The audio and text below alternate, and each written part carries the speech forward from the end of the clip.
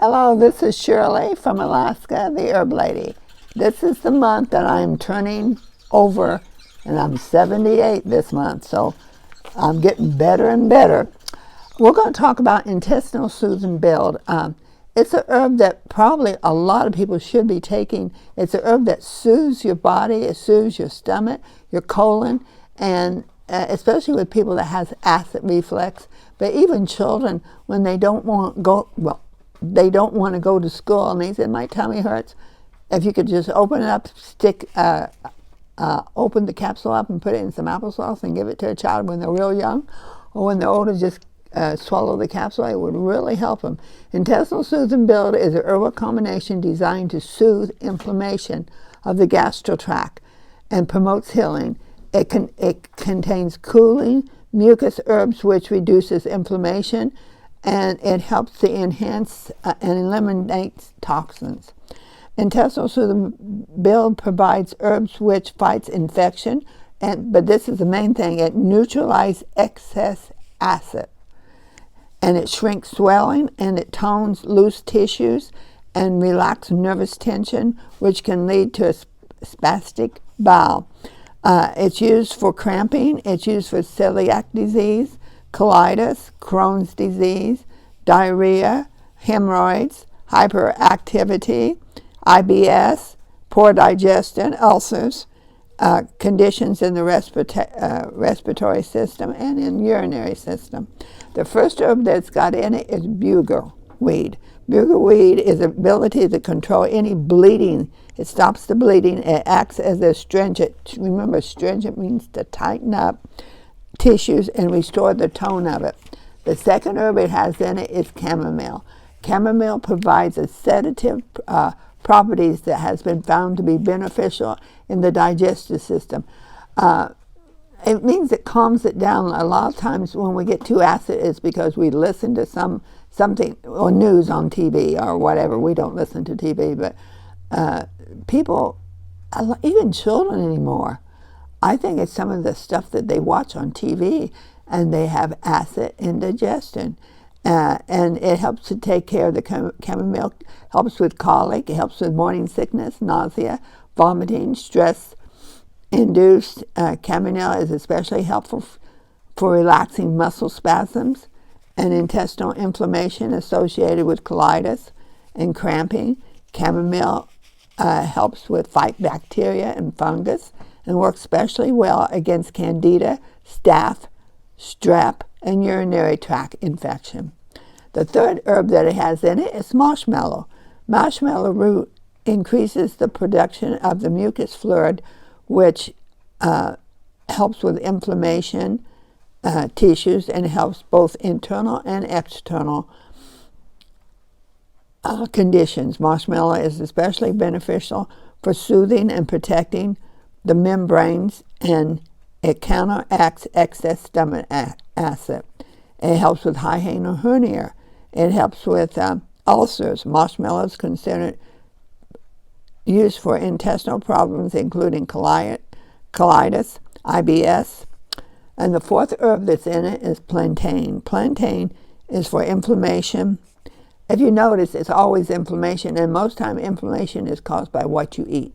If you could get to your blood type diet and eat only what's beneficial and neutral and not watch news, and because I was talking to my husband this morning, and me and my husband, we don't have trouble with our stomachs like that most of the time. Once in a while, if I get around somebody, I can stop thinking and the way they are thinking about feeling bad, and I can feel bad. I think it's something I've had since I was childhood.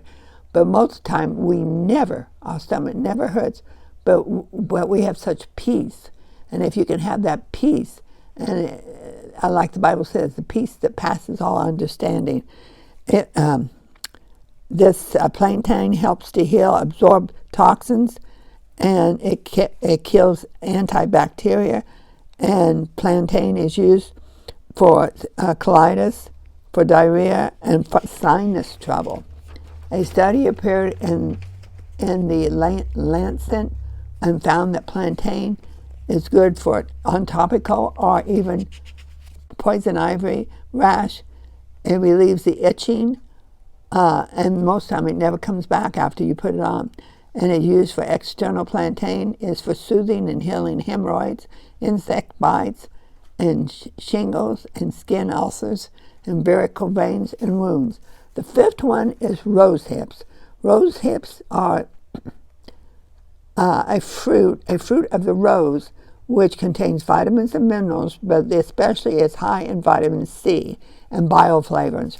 Rose hips actually contains anywhere from 10 to 100 times more vitamin C. Rose hips is a source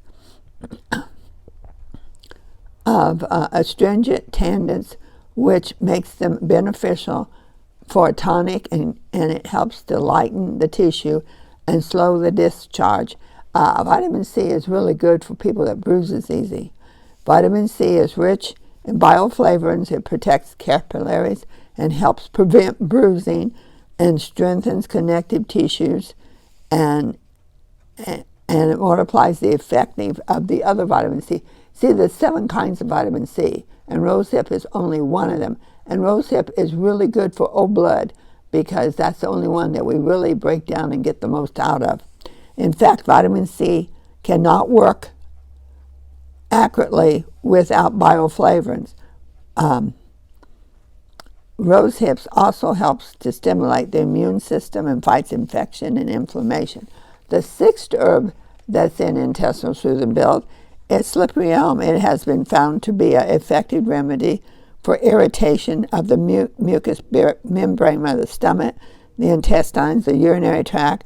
When slippery elm make contact with the inflammation surface, the mucus coats and soothes the irritated tissues and helps to protect them from injury and draws out the toxins. I mean, not only does it heal, but it pulls the toxins that's causing the irritation out, but you have to be persistent and take it every day.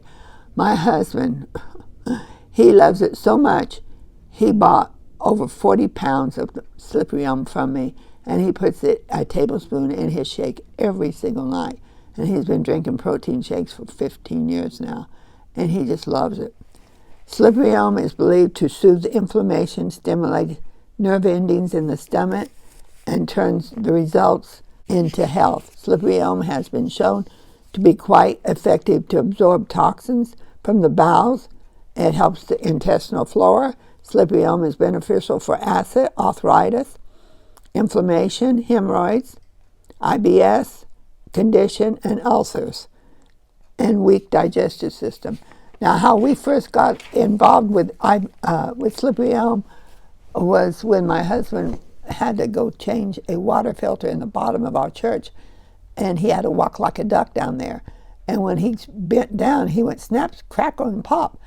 And now, even at 78, and he was back in their 60s, he don't snap, crackle, and pop no more. He can bend down, and you do not hear no snap, crackle, and pop, because slippery elm, after it heals your stomach and your throat and goes down and heals, it starts putting lubrication in between your joints. So if you can get enough, but you have to get enough in you. And they said it's supposed to be the first herb that you give to a brand new baby when they get off the mother's milk. Well, have a great day.